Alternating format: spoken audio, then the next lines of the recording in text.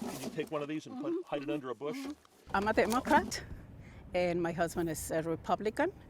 And I think this has created a little bit of friction between us because I don't like Trump.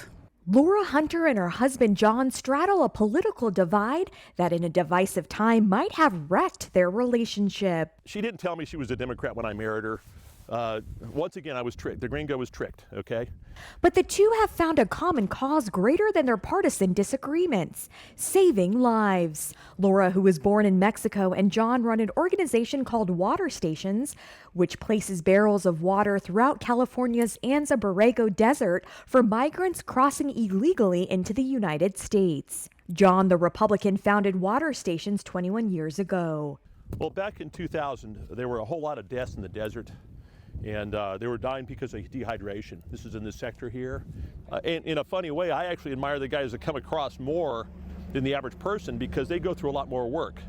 In other words, I was born here. I was lucky to be born here in the States where we had great freedom and great opportunities. But the guys down south of here don't have the same opportunities just because of their system's different. So if I was one of them, I'd be coming north too. Laura joined the group as a volunteer and later married John. We are non-political and non-religious organizations. So that's why we attract different people from different walks of life. But all of us have the same purpose, the same goal to help reduce the heat-related deaths on this area. Here, let me give you a kiss, but I'm going to hide our faces with the Mexican hat.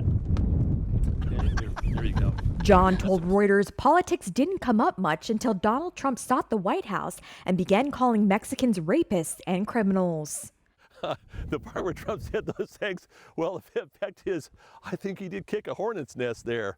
And my wife obviously is not a Trump supporter, to put it mildly. John didn't vote for Trump in 2016, which he said was out of respect for his wife. But he does plan to vote for him this year, saying he likes that Trump is not a typical politician. So I appreciate that. It's refreshing to find a guy who is himself, even if he's a jerk. We have to agree to disagree. That's what I tell my husband. Not because I think different than he does makes me wrong, or because he doesn't think the way I think it makes him wrong. No, we are two separate people.